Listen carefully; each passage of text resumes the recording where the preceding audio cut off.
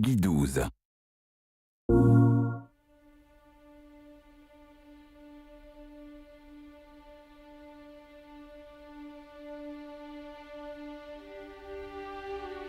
How would we react to sort of an animal that's so incredible?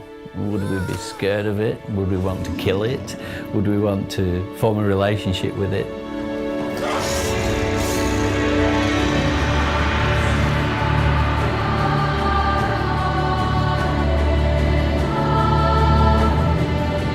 Today I was introduced to The Last Guardian for the first time. It's a story set in a sort of fantastic structural world of a young boy and this mythical creature which is sort of half griffin, half dog cat. You take on the role of the young boy and his encounter with this fantastic creature. In the game itself, there's a development of a relationship, a communication and a bond. So taking a step back, we've got to ask ourselves, is that kind of relationship a real one? These kind of bonds happen in real life. People form relationships with their companion animals. Animals themselves form bonds. Sometimes when it's different species, they have to get to know each other, as we are with our animals that we keep. Part of the real demand for people and animals is to understand how to relate to each other, how to form a relationship, and how to communicate.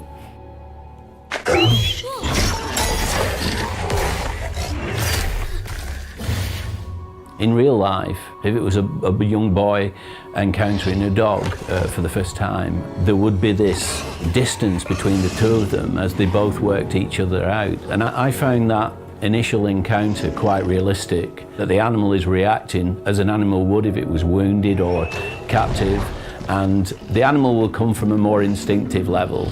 Is he a threat? Is he a part of his social group or is he outside of it? The boy would be asking, will this creature bite me? Will it attack me? In order to calm an animal that's injured, what becomes important is the tone of voice and the calmness and the way that the communication is put into place. It's got to be slow, it's got to be gentle, it's got to be reassuring. If you think about horse whispering, where they will use a very gentle tone and at the same time breathe into the horse's nostrils, that's where it's picking up the fact that that person then becomes part of that herd. Some of the earlier stages of the development of trust and social interaction comes with feeding. It's a primary resource. Many animals that we keep, companion animals, the process of the initial relationship starts with that feeding, and from that point the animal begins to understand that part of the relationship is this social aspect of sharing food. That becomes the process of real trust and bonding. You've got food, you're sharing it with me. When the boy has fed Trico and unchained him and released him, there's another process going on where the animal becomes attached to the boy because of this aspect of the relationship. And from then on, the boy has a need. He wants to interact with the animal. And that's close to us wanting to stroke a warm-blooded animal. That helps us get serotonin. It's part of a comfort blanket system, makes us feel good. So in this situation, the animal is trying to relate to the boy because he's been released, he's been given food.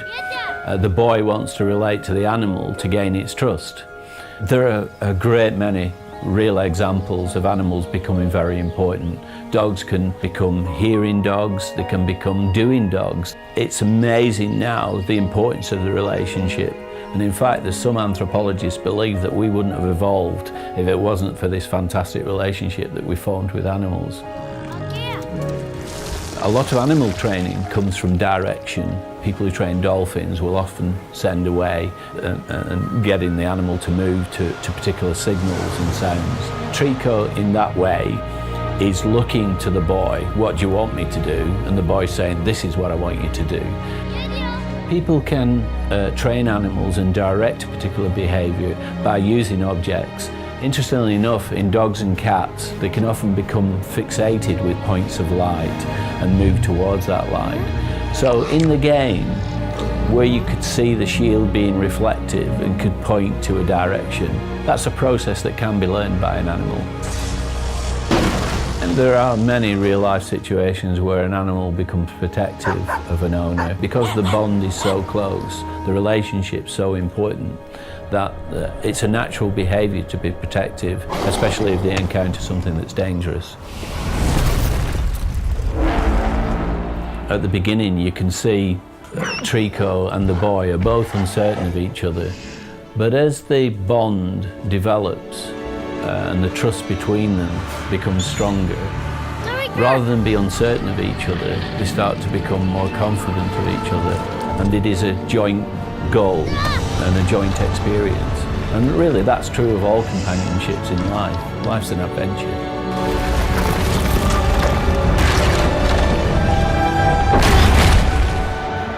So in real life, if we encountered a creature as fantastic as Trico, that could leap those great heights and could fire from its tail, who knows what could be possible?